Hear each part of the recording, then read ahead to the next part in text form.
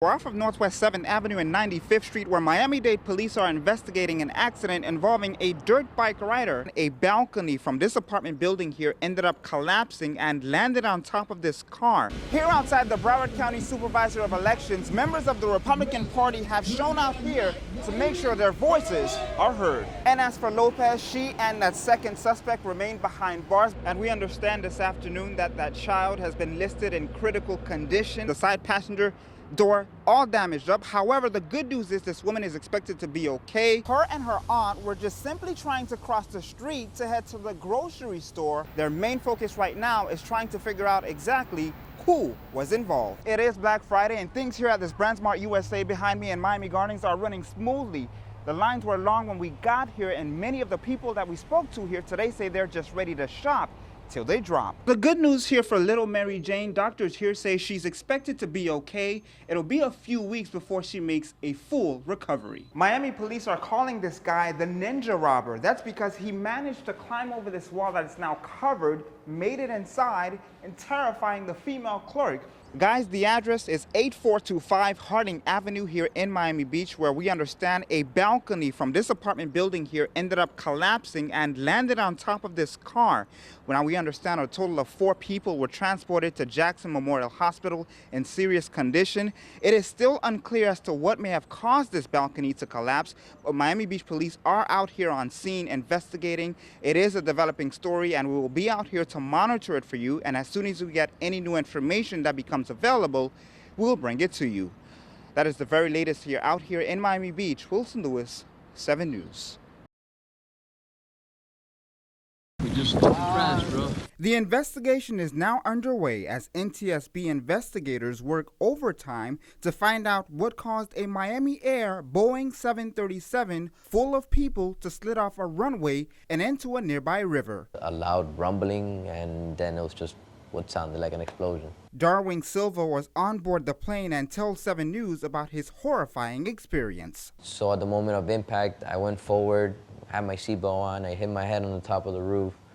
I kind of landed, and I just remember feeling water falling from above. According to the FAA, the massive jet was traveling from Guantanamo Bay, Cuba, and was landing into a naval air station in Jacksonville when something went terribly wrong, causing the plane to swerve and off the runway and ending up in a nearby river. 136 passengers and 7 crew members on board. They all survived and began the daunting task of helping each other out. So I reached back inside, I grabbed my life jacket, put my life jacket on, popped it open, inflated it. Then I helped out the gentleman that was next to me who had gotten injured. He was bleeding by his nose. Baby coming through, baby coming through. Once outside the plane, Silva began recording, capturing the dramatic moments after impact. Passengers seen throwing on life jackets and climbing onto the plane's wing, while others hopped into rafts and were forced to fight through the pouring rain. We got women and children first. There were some women and children there, some infants and little kids. They jumped on the raft first. We got them off, and we probably made about 3 trips before we got everybody off. Miraculously, everyone made it to dry land, where they were treated for non-life-threatening injuries. For that, Silva says he's grateful. Happy to be home. I hugged my kids when I got home, and happy to be home. Students here at Miami Edison Senior High School are mourning the loss of 2 of their own after their lives was cut short in a horrific accident. Students returning to class with heavy hearts after a devastating holiday weekend. That whole weekend, I felt so sick. I didn't know what to do. Till to this point, it's a very hard pill to swallow. I'm going to the school right now. I don't know how everybody gonna be. Police say soccer players Richcard Dumais, Lenz Desir, and Gedeon Desir were walking to a bus stop along Northeast 125th Street in North Miami when they were hit by a car. Surveillance cameras rolling as the teens passed through the intersection at 5:15 Saturday morning. They were on their way to play in a soccer tournament in Weston. 20 seconds later, a black SUV is seen speeding through the intersection, heading straight for the boys. The driver of the vehicle lost control of the vehicle, went onto the sidewalk and struck the kids. The driver was taken to the hospital in serious condition. Back at the accident scene, a makeshift memorial is set up as friends and family members of Lenz Desir mourn their loss. I miss my son. my first son.